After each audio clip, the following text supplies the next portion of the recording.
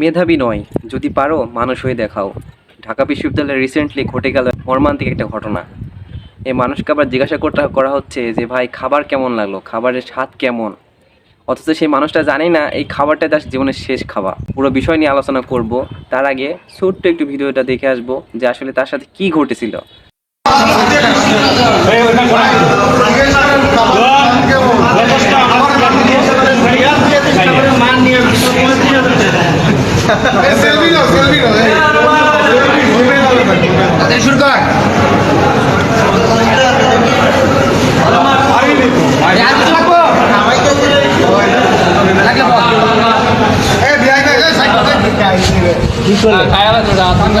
খাবার কেমন ভাই?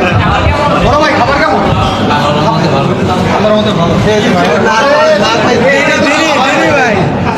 খাওয়া অবস্থায় যদি না থাকতে আমার মায়ের খাবার মান নাকি ভালো, খাবার মান নাকি ভালো।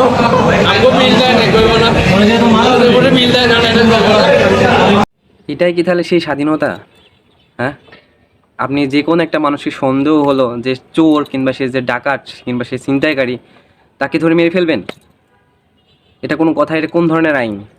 তাও ঢাকা বিশ্ববিদ্যালয়ের মতো একটা প্রতিষ্ঠানে, যেখানে 36 জুলাই অর্থাৎ আমাদের যে দ্বিতীয় স্বাধীনতা অর্জনের এটা অন্তিম পর্যায়ে, যেখানে ঢাকা বিশ্ববিদ্যালয় সহ সারা দেশের অন্যান্য যে পাবলিক বলেন, প্রাইভেট বলেন, মাদ্রাসা বলেন, সবাই মিলে একত্রিত হয়ে দেশটাকে স্বাধীন করলো।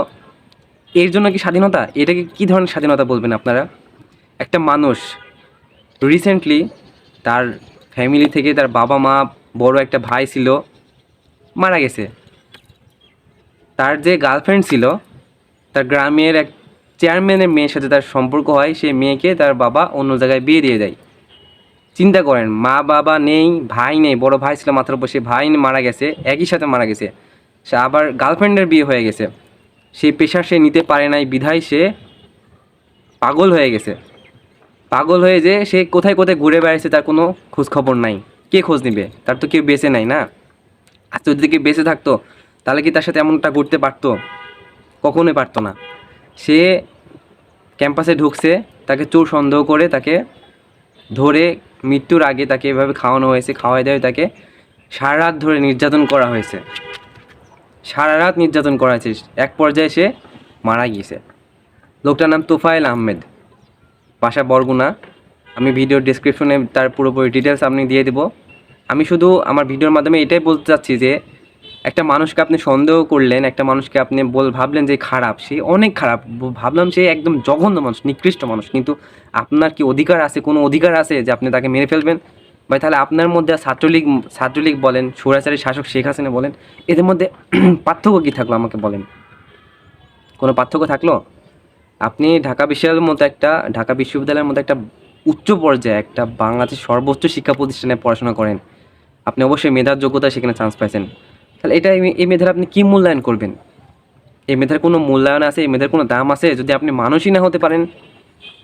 মানুষ হওয়া মানে এই নয় যে মায়ের পেট থেকে জন্মগ্রহণ করলেন আপনি মানুষ হয়ে গেলেন। আপনার যদি মনুষ্যত্ব না থাকে আপনি কখনোই মানুষ হতে পারবেন না। একটা মানুষ কীভাবে পারে একটা মানুষ আরেকটা মানুষকে এইভাবে নৃশংসভাবে হত্যা করতে? তার বিষয়ে যদি জানতেন, সে কেমন, তার বাসা কোথায়, সে আসলে কি চোর, ডাকাত, ছিনতাইকারী, ধর্ষক, সব কিছু জানুন, খোঁজখবর নিন, তারপর আইনের হাতে তুলে দিন, আইন তার বিচার করবে। আপনি কে তাকে হত্যা করার? আমি এই ভিডিওর মাধ্যমে একটা কথা বলতে চাই, যারা এই কাজে অংশগ্রহণ করেছে, যারা এই ধরনের কাজ ঘটাইছে, তাদের দৃষ্টান্তমূলক শাস্তি হোক। সে ঢাকা বিশ্ববিদ্যালয়ের স্টুডেন্ট হোক, সে যেখানকার স্টুডেন্ট হোক, আমি দৃষ্টান্তমূলক শাস্তির আবেদন জানাই। আর পরবর্তীতে যেন দেশে এরকম ধরনের কোনো অঘটন যেন না ঘটে, জোর দাবি জানাই। তাহলে দেশ স্বাধীন করতে কোনো লাভ নাই। দেশ স্বাধীন করে কী লাভ হলো যদি এই ধরনের ঘটনা বাংলাদেশে ঘটতে থাকে? একের পর এক এরকম ধরনের অপ্রীতিকর ঘটনা ঘটেই চলেছে। এটাকে কী ধরনের স্বাধীনতা বলবেন আপনারা? এই ধরনের ঘটনা যদি আপনাদের চোখের সামনে ঘটে থাকে, কিংবা কারো যদি ঘটাতে চাই, প্রোটেস্ট করুন, বাধা দিন, যেন এই ধরনের ঘটনা কি ঘটাতে না পারে।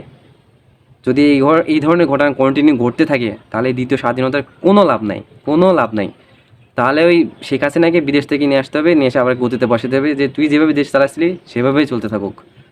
আমি মনে করবো যদি এভাবে ঘটতে থাকে তাহলে ওই শেখ হাসিনা ছিল না, শেখ হাসিনাই বেটার ছিল, সেই বেটার ছিল, কারণ তার মধ্যে আর আপনাদের মধ্যে কোনো তফাৎ নাই। তাহলে ওকে কেন স্বৈরাচারী ট্যাগ দেওয়া হলো? স্বৈরাচারী তো আপনারা। এখনও সময় আছে, সচেতন হন, নিজের মনুষ্যত্বকে বিক্রি করবেন না। যদি ভিডিওটা ভালো লাগে থাকে অবশ্যই লাইক কমেন্ট করবেন, শেয়ার করবেন, আর প্লিজ একটা সাবস্ক্রাইব করবেন। আপনাদের কাছে বিনীত নিবেদন জানাই, একটা সাবস্ক্রাইব করবেন এবং অবশ্যই পাশে থাকবেন। আর ভিডিওটা কেমন লাগলো অবশ্যই কমেন্ট করে জানাবেন। আসসালামু আলাইকুম।